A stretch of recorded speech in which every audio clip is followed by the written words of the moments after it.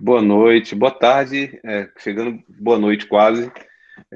Professor Anderson, muito obrigado aí pela elegância na apresentação, pela receptividade. Queria agradecer também ao professor, meu amigo, o professor Giovanni Seabra, pelo convite, a Cláudia também, a toda a organização do evento, pela atenção, pelo carinho ao longo aí, desde o início da organização do evento, sempre demonstraram muita atenção, desde que fizeram o convite para eu ter a honra de participar aqui hoje.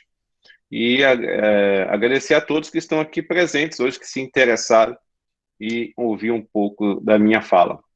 Vou começar então aqui a projetar aqui a tela. Pronto. Então, eu fiquei muito lisonjeado com o convite, quando o professor Giovanni me convidou para participar, para colaborar com o evento, e ao mesmo tempo, quando ele me pediu para falar sobre esse trabalho que eu venho desenvolvendo com as rosas do deserto, eu me senti desafiado também. Então, porque como eu vou lá sobre as rosas do deserto num evento de educação ambiental e como tentar contextualizar isso. E eu que, na verdade, como vocês devem ter notado no meu currículo, a professora Cláudia falou também, ao longo dos últimos anos eu sempre vim trabalhando com as briófitas, um outro grupo de plantas, venho desenvolvendo trabalhos no continente gelado, na Antártica, e de uns tempos para cá comecei a trabalhar com rosa deserto. Inicialmente foi como um hobby e cada vez mais essa minha relação com essas plantas ela vem se mesclando ao que eu faço na universidade.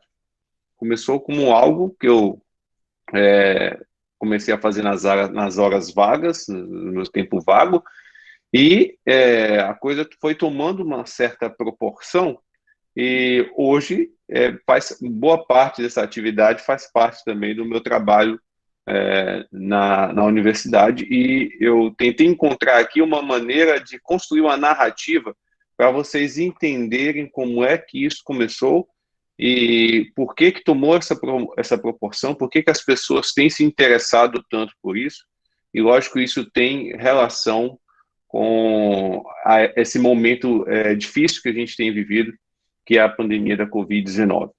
Então, portanto, eu resolvi colocar esse subtema, né? Esse é o tema é cultivo de rosa deserta em tempos de pandemia e uma reconexão com a natureza. É o que tem acontecido. Nós estamos aí vivendo um período dificílimo, tenebroso dessa pandemia que essa geração talvez nunca imaginasse que iríamos viver. Um período onde nós teríamos tantas perdas, tantas mortes, teríamos que ficar tanto tempo isolados. Boa parte de nós ainda estamos, né, em isolamento, e isso gerou uma série de questões que vão além da doença, né, da Covid-19. Nós tivemos, logicamente, todo mundo sabe, e a minha ideia aqui é justamente construir essa narrativa mostrando esse período difícil, né, esse período sombrio que nós temos vivido, né, nós tivemos aí, perdemos muitas pessoas, muitos de nós perdemos entes queridos, parentes, amigos, conhecidos, ídolos, pessoas que admirávamos. Nós tivemos meses aí que muitas pessoas morreram, tivemos picos enormes de mortes por Covid-19. O Brasil, todo mundo sabe, um dos países que mais sofreu com a Covid-19, em termos de número de mortes, em termos de gestão, a má gestão da pandemia, em termos de crise econômica, desemprego, enfim. Então, de todas as mazelas provocadas pela pandemia, o Brasil foi um dos países que sentiu com maior intensidade. E isso, mais uma vez, gerou uma série de consequências. Nós tivemos períodos, os chamados lockdown, né, que nós tivemos onde as cidades ficaram praticamente fechadas, longos períodos aí sem qualquer atividade, as pessoas, aí muitas pessoas tiveram que interromper suas atividades econômicas, seus trabalhos, tiveram que recorrer ao auxílio emergencial, e aí, eu estou construindo aqui um cenário realmente de terror para que vocês captem como a mente dessas pessoas pode ter trabalhado, pode ter ficado ao longo desse período. Talvez muitos de vocês aqui tenham sentido um pouco disso. Toda essa confusão mental que surgiu nas pessoas por causa das consequências da pandemia. O isolamento social, que extremamente necessário, que salvou muitas vidas. Nós tivemos aí longos períodos que tivemos que ficar em casa. Eu aqui ainda estou em trabalho remoto, são mais de um ano e meio trabalhando em casa, dando aulas, e quem é professor aqui sabe que o trabalho parece que dobrou, triplicou, né? E conciliando com as questões domésticas, filhos pequenos, enfim, cada um na sua realidade, com as suas dificuldades, e cada um sentindo na pele o que é passar por esse período, né? Tivemos perdas familiares, pessoas que foram levadas pela pandemia, pessoas que perderam seus empregos, e uma coisa que pesou muito também no psicológico, na mente das pessoas, na saúde mental das pessoas, foi a perda da mobilidade também.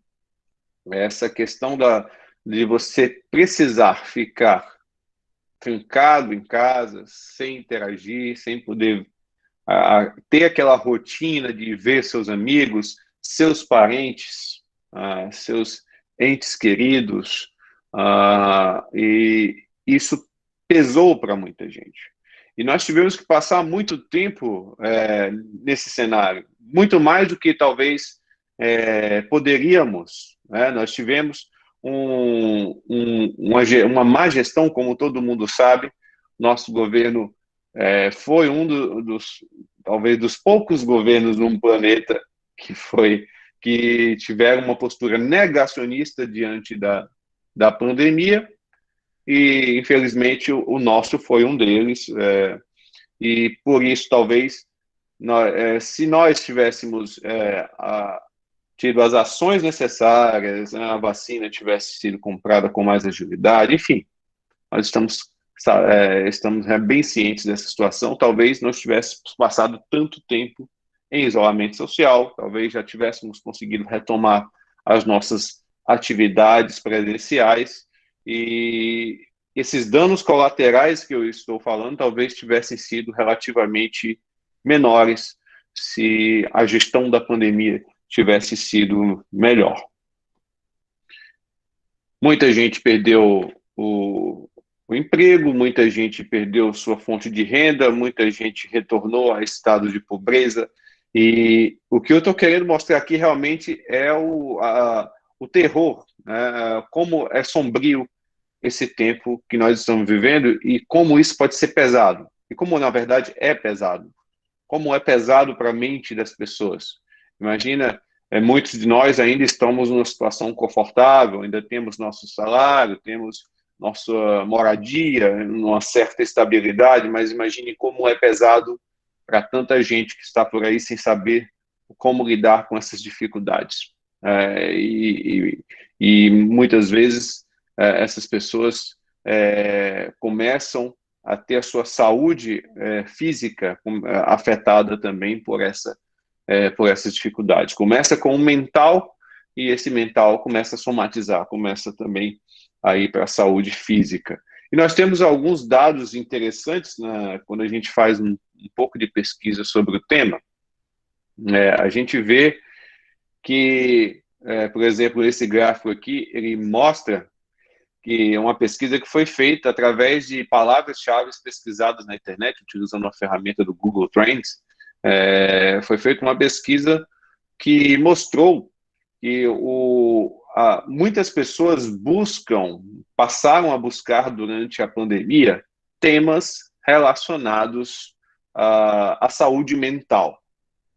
E geralmente as pessoas, as mortes provocadas, pessoas que perderam entes queridos, pessoas que perderam pessoas próximas, geralmente essas pessoas buscaram mais efetivamente o tratamento psicológico, psiquiátrico. As pessoas que foram mais afetadas pela questão do isolamento social, da perda da mobilidade, foram mais para a internet do que para um consultório de psicologia, de um psicólogo ou um psiquiatra. Foram para a internet e esses dados mostram isso, que as pessoas que ficaram mais afetadas com a perda, com o isolamento social, passaram a buscar mais saídas na internet. Pesquisaram temas que pudessem aliviar aquele sofrimento que elas começaram a sentir por causa desse isolamento. Aqui tem algumas das palavras-chave pesquisadas durante esse período. Chá de camomila, exercício físico, instrumento musical, as pessoas buscando uma atividade para lidar com aquele transtorno mental que elas passaram a sentir, com aquele adoecimento mental que elas começaram a perceber que estavam acometendo elas. Então, começaram a pesquisar por jardinagem, por meditação, psicólogo online, psiquiatra online, receitas, vitaminas. Isso aqui são dados reais de palavras-chave usadas nas pesquisas por essas pessoas que estavam em isolamento social. Então, houve esse aumento tremendo na busca por informações, pessoas que nunca tinham sido acometidas com nenhum problema desse tipo, pessoas que eram felizes, sociáveis, que interagiam, que eram muito ativas, de repente se viram na obrigatoriedade, na necessidade de ficarem isoladas. Né? Ok, se protegeram da Covid-19, podem ter tido suas vidas salvas, com certeza, pelo isolamento social, mas aí nós temos esses efeitos colaterais relacionados aí à questão da saúde mental.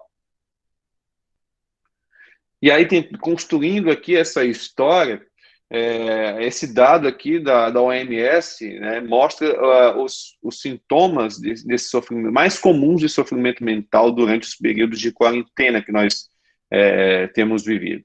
Né? Então, oscilação de humor, pessimismo, irritabilidade, insônia, estresse, uso de substâncias tóxicas, pessoas passaram a beber mais, a usar mais drogas, preocupação e medo excessivos, pensamentos intrusivos, medo de adquirir doenças, aborrecimento e tédio, enfim.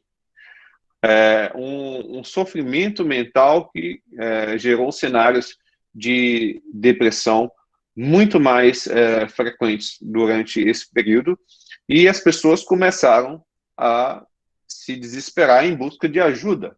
Começaram muitos buscando esse auxílio na internet, outros buscando realmente, de fato, um auxílio profissional. E o que a gente tem aqui nesse dado aqui da Fiocruz é que houve um aumento tremendo na comercialização, na venda de medicamentos depressivos, enfim, esses medicamentos que antes, né, eles tinham essa taxa aqui de vendas e muitos deles praticamente dobrou, né? Muitos deles praticamente dobrou aqui o consumo desses medicamentos aí relacionados à saúde mental. Tá? Então, insônia, depressão, transtornos de humor, enfim. Então, isso é extremamente preocupante. A minha esposa ela é psicóloga, né? Então ela até me auxiliou quando eu resolvi adentrar por esse caminho, nesse primeiro momento da minha fala aqui, ela me auxiliou de como conduzir, que há certas coisas que a gente tem que tratar com mais cautela, mas realmente os trabalhos vêm mostrando, as pesquisas, isso ainda vai ter muita coisa a ser feita, mesmo depois que a gente atravessar essa pandemia, porque muitos desses efeitos colaterais eles vão ficar e nós vamos ter que lidar com isso. As pessoas precisam buscar maneiras de lidar com isso. E é o que as pessoas fizeram ao longo da pandemia.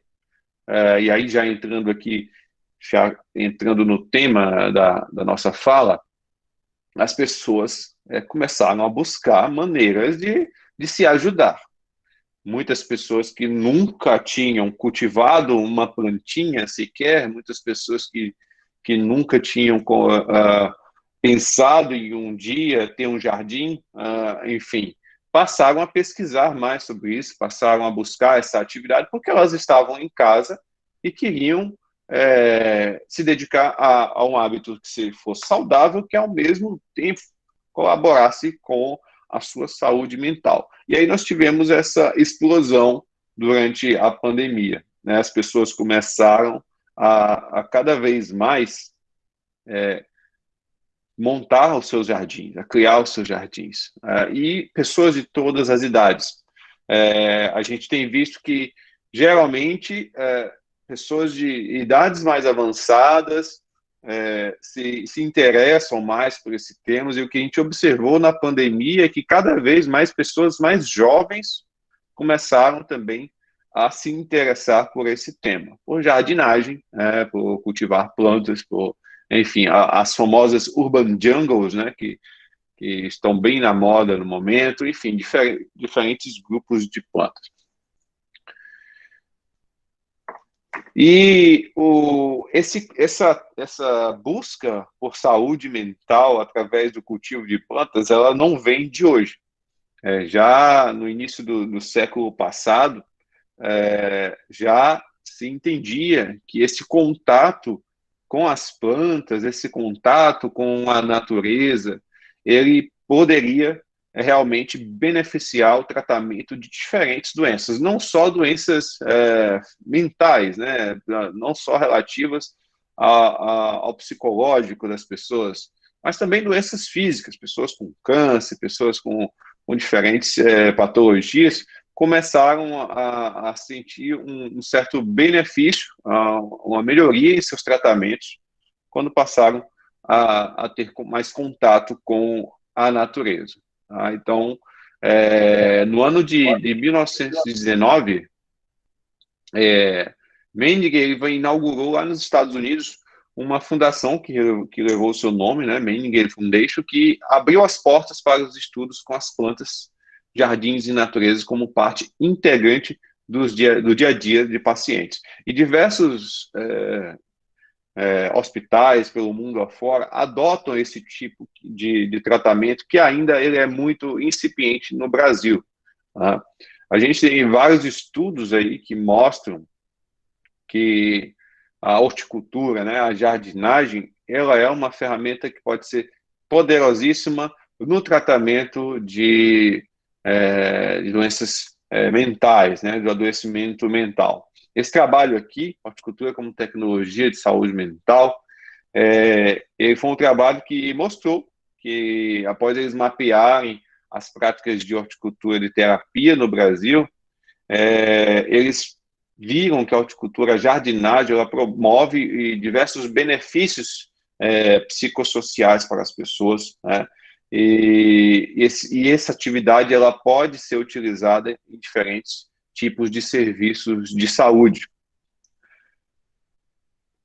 E existe a literatura sobre o tema, ela é bastante vasta, né? Então, nós temos também esse trabalho muito interessante, publicado em 2009, que mostra que a terapia de horticultura, né, jardinagem, ela inclui as seguintes, pode incluir diferentes formas, né, de metodologias, né? Então, você pode estimular os pacientes a imaginar a natureza, pode convidar os pacientes a observar um ambiente que tem a natureza, visitar um jardim, você ter jardins em hospitais pode ser algo muito positivo para o tratamento de seus pacientes.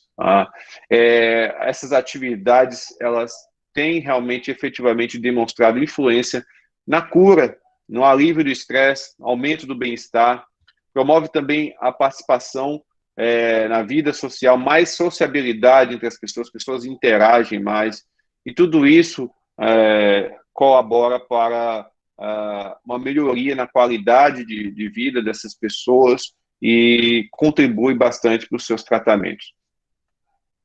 Outro trabalho que também bem interessante, que também demonstra o poder terapêutico da jardinagem, né? Esse trabalho aqui, ele mostrou que a jardinagem ela é bastante eficaz nessa questão do aumento do bem-estar mental, no engajamento das pessoas, no senso de significado, no senso de realização das pessoas que participam desse tipo de atividade. Muitas pessoas relataram que aumentaram a sua interação social depois que começaram a praticar essa atividade. E nesse trabalho eles propuseram de várias atividades que as pessoas praticavam com as plantas e tiravam daquela atividade um ensinamento para a vida, né? Desde de você semear sementes, de você fazer a colheita e trazer essa simbologia, o significado disso de colher bons frutos, você plantar, ajudar uma planta a se desenvolver, colher bons frutos, e entender que toda essa jornada aí, ela requer uma dedicação, requer, enfim, tudo isso de uma forma simbólica e com a mão na massa ali, praticando, entrando em contato com a natureza, isso colabora de uma forma muito significativa no bem-estar das pessoas que praticam, que participam, e esse trabalho ele mostrou bastante isso, né? Todas as possibilidades de cultivo foram empregadas nesse trabalho. Atividades sensoriais também, você sentir o cheiro das flores, você admirar a beleza, você sentir o sabor dos frutos, né? A colheita, como eu já falei, enfim, tudo isso contribuiu bastante para o bem-estar e para o tratamento dos pacientes nesse trabalho. E isso não é de hoje, né? Não é de hoje que se sabe que esse tipo de atividade traz um bem-estar, né? Que traz um alívio para as pessoas que passam por algum tipo de dificuldade. Em tempos de guerra, diversas agências publicitárias utilizavam nas suas mídias, né, propagandas que estimulavam as pessoas a cultivar seus alimentos, a cultivar plantas, a praticar horticultura, jardinagem, enfim. Isso já vem de bastante tempo. E aí, a gente chega aqui no período de pandemia, um fenômeno que aconteceu, já vinha crescendo, mas se intensificou bastante no período de pandemia, que foi a busca por um tema específico, por uma planta específica, que é a rosa do deserto. A rosa do deserto, ela tem uma média de pesquisas no Google de 200 mil pesquisas pelo termo rosa do deserto no Google todo mês. Tá? E por que essa planta ela despertou tanto interesse nas pessoas durante a pandemia e que muitas pessoas encontraram na rosa do deserto, além de um alívio para seus problemas, para suas dores, até uma fonte de renda também. Então, a rosa do deserto, de fato, é a planta do momento nesse sentido e é uma planta que o cultivo tem se intensificado cada vez mais no mundo e no Brasil, logicamente, tem se mostrado bastante forte a cada ano. A rosa do deserto é uma planta muito bonita, com um aspecto muito peculiar, muito diferente. É uma planta que ela tem órgãos suculentos, né? Ela tem um caule suculento, que a gente chama de caudex, e ela tem essa alta capacidade de reter nutrientes nos seus tecidos. Tá?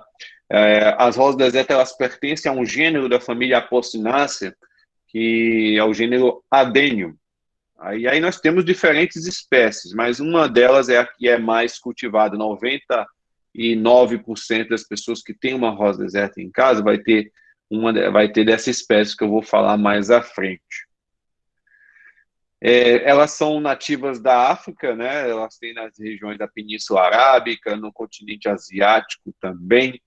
E essas aqui a gente está vendo as rosas do deserto na natureza, né? Então elas têm essa floração abundante consegue passar longos períodos sem água, por isso que tem esse caudex dilatado que reserva alimento.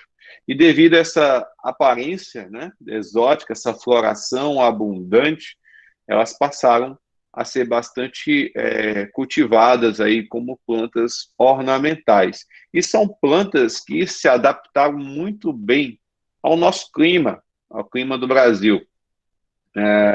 E são plantas que se você e muitas vezes pessoas que têm dificuldades de cultivar plantas, eu vivo matando plantas. Então, se você tem dificuldade, a rosa deserta é uma planta que pode te ajudar, porque se você por acaso esquecer de regar essa plantinha ali, ou tiver que viajar, provavelmente ela vai sobreviver, ela não vai morrer por isso. As rosas desertas, elas estão em um local também muito interessante, que é o arquipélago de Socotra, onde a gente tem uma espécie que é endêmica lá da região, que é a Adenium socotranum, e é uma planta que cresce bastante nessa região, que é um arquipélago que fica ali na costa do Iêmen, no Oceano Índico.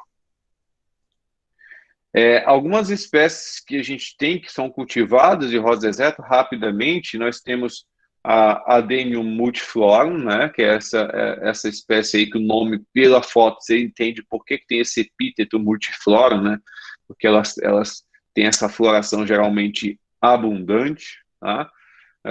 Ela é bastante fácil de confundir ela com outra espécie, que é a Adenium obesum, que a gente vai falar mais na frente. Essa aí é originária de Moçambique e regiões do sudeste da África. Nós temos a Adenium suazicum, né, que é uma espécie relativamente mais sensível, é uma espécie que é mais sensível a pragas, ela geralmente é uma espécie que requer maiores cuidados, tá? E ela tem essas flores aí em tons de rosa ou roxo, bem características. Uma das maiores espécies de rosa do deserto é a Adenium somalense, né, como o nome já diz. Ela é originária da Somália, né, mas também ocorre no Quênia, na Tanzânia. É uma planta que atinge grandes portes e ela tem esse aspecto de crescer, né, de crescer mais em estatura e às vezes assumir até um aspecto de uma mini árvore.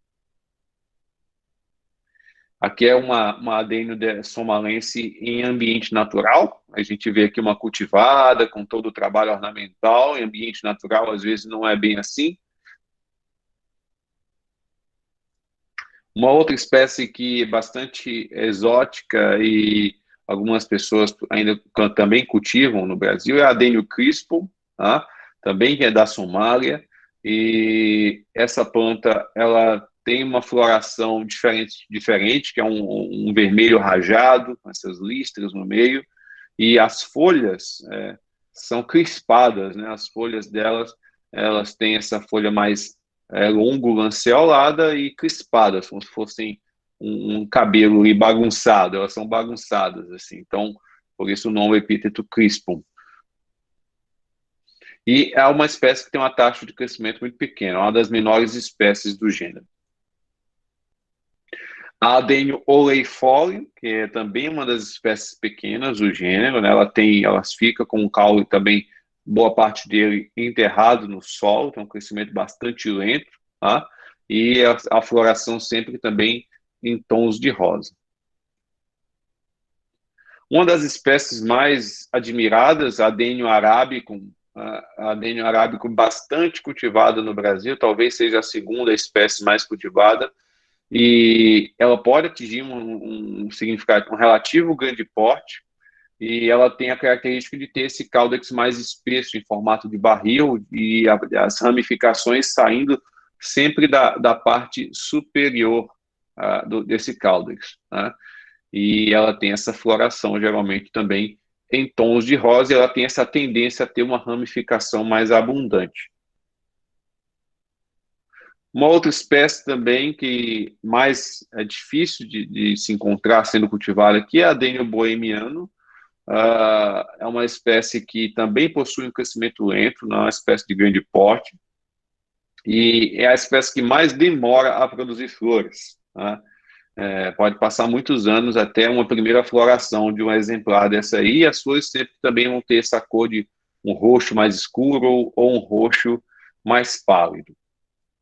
Temos a Adênio socotrano, que é a que eu já falei que é endêmica do arquipélago de Socotra, mas também é uma planta que também é bastante cultivada aqui no Brasil. Tem também as flores em tons de rosa e ela pode crescer bastante também, ter esse caudex assim, bem robusto. Tem ainda uma espécie, né, um gênero que também é cultivado por algumas pessoas, chamam ela também de rosa deserto, mas é um outro gênero, que é o gênero Pachypodium, que se diferencia principalmente pela presença de espinhos. E, por fim, nós temos a espécie que é realmente amplamente cultivada aqui no Brasil, que é a espécie Adênio obeso. Então, se você tem uma rosa deserta em casa, muito provavelmente a espécie que você tem é essa aí. Por que ela é a mais cultivada? Porque ela é a que tem a maior diversidade de formas, de caudex, né? Esse caudex aqui, cada planta vai ter um desenho diferente, é a que apresenta a maior possibilidade de cultivo. As pessoas geralmente trabalham bastante o aspecto ornamental dessa planta, e ela tem uma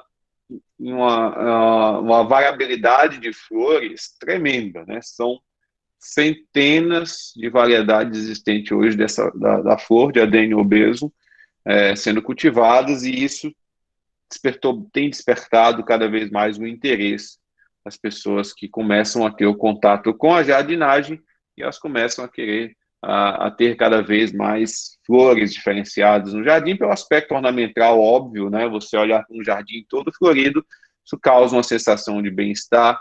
Você lidar com essas plantas, dar atenção para elas, porque elas precisam, são plantas que precisam de atenção. Isso passou a aumentar bastante nesse período de pandemia por essas questões todas que a gente comentou até aqui. E aí, onde é que eu entro nessa história, né?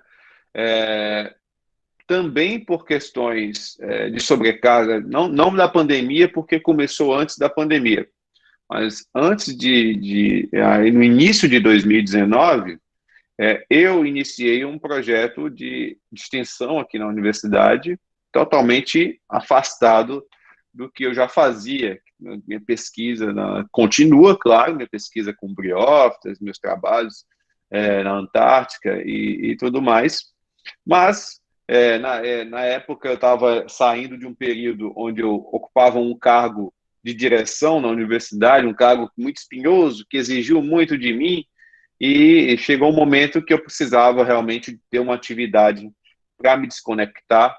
Eu precisava ali ter um período ali para algo que realmente me recarregasse as energias. E foi que eu comecei justamente, antes mesmo de imaginar que a gente ia passar por uma pandemia, eu comecei, como muitas pessoas vieram fazendo, a praticar jardinagem. Só que eu conheci a rosa do deserto, e uma planta que me fascinou. Fiquei realmente muito apaixonado, muito encantado pelas possibilidades de cultivo, enfim, pelo metabolismo da planta, pela maleabilidade dela. Então, é uma planta incrível. E, lógico, como acadêmico, como professor, como pesquisador, eu também fui estudar a respeito, não fiquei apenas ali no cultivo, eu fui pesquisar, fui pensar, de repente, maneiras de trazer essa planta para o meu dia a dia na universidade também, de tão interessante que eu achei, e vi que realmente a literatura no Brasil é muito escassa, então a gente tem muita coisa a fazer, mas antes de adentrar a pesquisa, de fato, eu iniciei um projeto de extensão com divulgação botânica, né? Então, a ideia era usar a internet como um local para divulgar mais a botânica, para fazer mais as pessoas se interessarem pelas plantas em geral, e lidar com a cegueira botânica, né? Que é aquele fenômeno de as pessoas olharem para uma paisagem e enxergarem apenas os animais, não enxergarem as plantas. Então, para lidar com tudo isso, eu resolvi criar um projeto de extensão que, ao mesmo tempo, seria uma terapia para mim. Eu estaria também colaborando por algo que eu acredito, que é a botânica, algo que eu gosto e que eu espero que as pessoas se interessem cada vez mais. Aí eu criei um canal no YouTube, onde eu comecei, né, eu comecei a cultivar arroz deserto e, e estudar e desenvolver técnicas de cultivo, associar o meu conhecimento acadêmico com o conhecimento na prática e estudos o conhecimento de fisiologia vegetal e tentar aprimorar cada vez mais esse cultivo. E eu comecei a postar nas minhas redes sociais pessoais alguns resultados, algumas coisas, pessoas sempre me pedindo para ensinar, para mostrar mais informações sobre aquilo, e eu resolvi, tá, vou criar, então, incluir nessa iniciativa extensionista aqui um canal no YouTube, vou jogar uns vídeos lá, as pessoas, quando se interessarem, elas poderão assistir. E esse canal, ele tem pouco mais de 2 anos agora, ele cresceu exponencialmente, assim, foi uma coisa que tomou uma proporção que eu nunca esperei na vida e nunca pensei em ser um youtuber. O que a gente observa, eu observo muitos dados do canal, né? O público que assiste os vídeos do canal, prioritariamente feminino, quase 80% do público é feminino, mas nós temos também um bom número de homens também, público masculino. E também a maior parte do público está ali naquele extrato ali acima de 35 anos, né?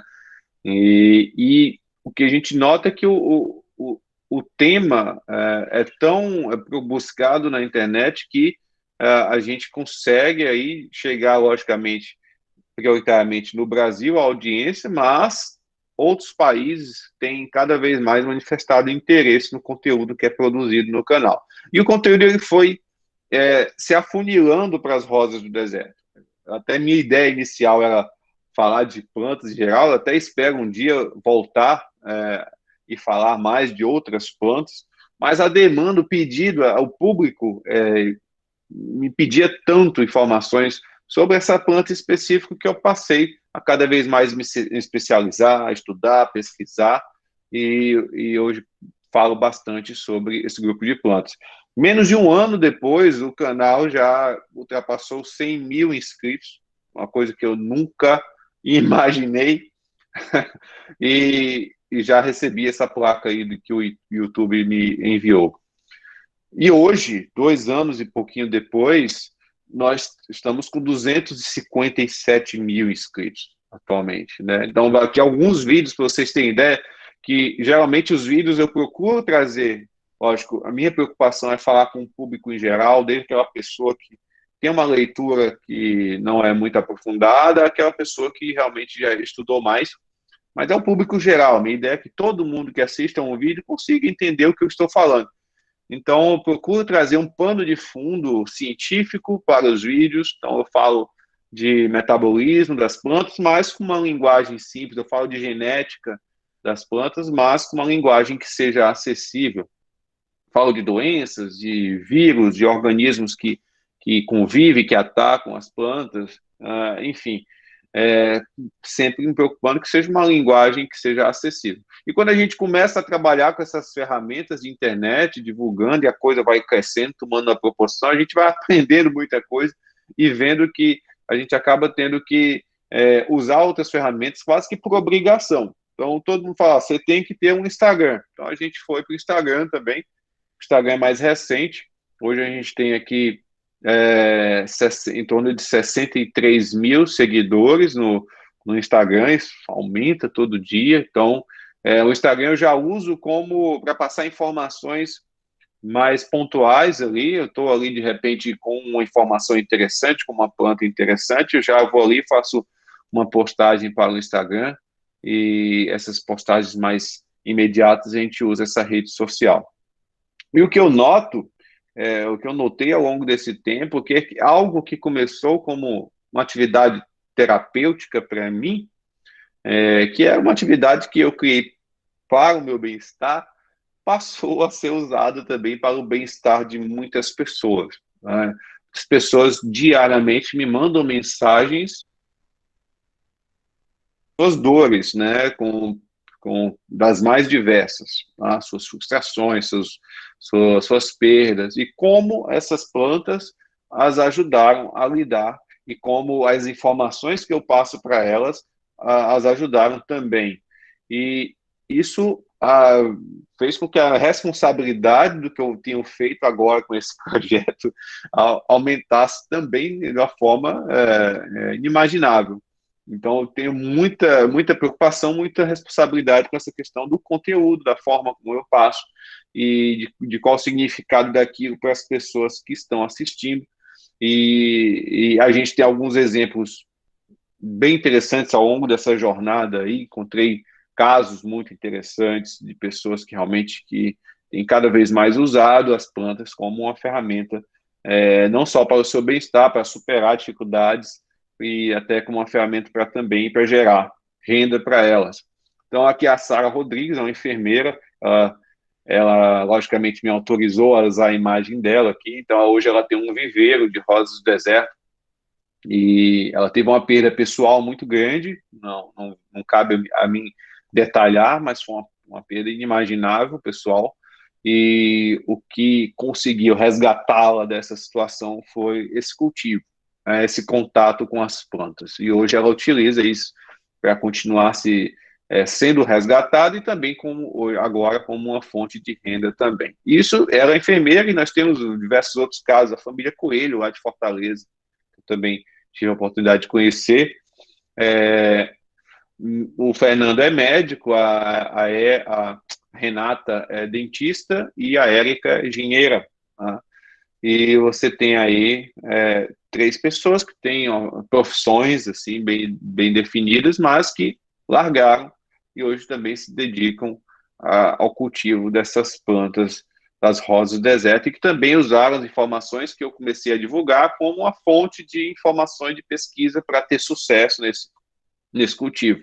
E aí olha o tamanho da minha responsabilidade, a que ponto chegou. Né? E tenho trazido isso para a universidade cada vez mais. Né? Então, como essa responsabilidade, eu estou vendo que realmente tomou essa proporção, e agora eu estou tentando trazer cada vez mais para a universidade, para a área de pesquisa. Já temos PIBICs trabalhando com rosas do deserto, estamos já definindo as linhas de pesquisa para pesquisas de mestrado, incluindo aí manejo de pragas, fitopatologias, cultivo sustentável, educação ambiental. E nós temos aí outros passos que a gente tem estudado em avançar. Né? Então, recentemente o Piauí aqui ele aprovou uma nova lei de inovação tecnológica aqui que beneficia a Universidade Estadual, e há várias possibilidades de a gente produzir, desenvolver produtos que beneficiem a sociedade, a universidade, e que sirva aí como projetos de inovação que podem ser beneficiados aí, que a gente está estudando. Também estamos pensando em ampliar a ação extensionista, né, quando a gente retornar à atividade presencial, fornecer cursos de formação para a formação de produtores locais, para que eles possam gerar renda e para que eles possam ter um manejo sustentável, enfim, a utilização de adubação orgânica, defensivos orgânicos, a reciclagem de resíduos, para tudo buscando a otimização desse cultivo de uma maneira saudável e sustentável. E, logicamente, a gente também pensa, nós já temos um terreno na universidade onde a gente poderá construir uma estufa, assim, a gente está trabalhando com esse projeto para, quando retornar às atividades presenciais, iniciar esse trabalho, e aí que seja um trabalho justamente para ofertar esses cursos e para desenvolver produtos, e também para fazer pesquisa, e um espaço que a gente possa criar iniciativas interdisciplinares, iniciativas que sejam voltadas ações de recreação, voltadas para, de repente, para receber pessoas que precisam ter esse contato ali com as plantas, com a natureza. Enfim, estamos estudando várias possibilidades de utilizar esse alcance que conseguimos com a internet, esse alcance, esse boom de interesse por esse tema, de uma maneira que a gente possa beneficiar, a gente possa produzir conhecimento e beneficiar cada vez mais pessoas em diferentes nichos. Bom, e aí eu finalizo com esse texto que eu acho bem interessante, de Rubem Alves. Tá? Todo jardim começa com um sonho de amor. Antes de que qualquer árvore seja plantada ou qualquer lago seja construído, é preciso que as árvores e os lagos tenham nascido dentro da alma. Quem não tem jardins por dentro, não planta jardins por fora e nem passeia por eles. É isso. Essa é a história que eu queria contar hoje aqui para vocês. Quem quiser mais informações, eu estou à disposição no e-mail. E muito obrigado pela atenção.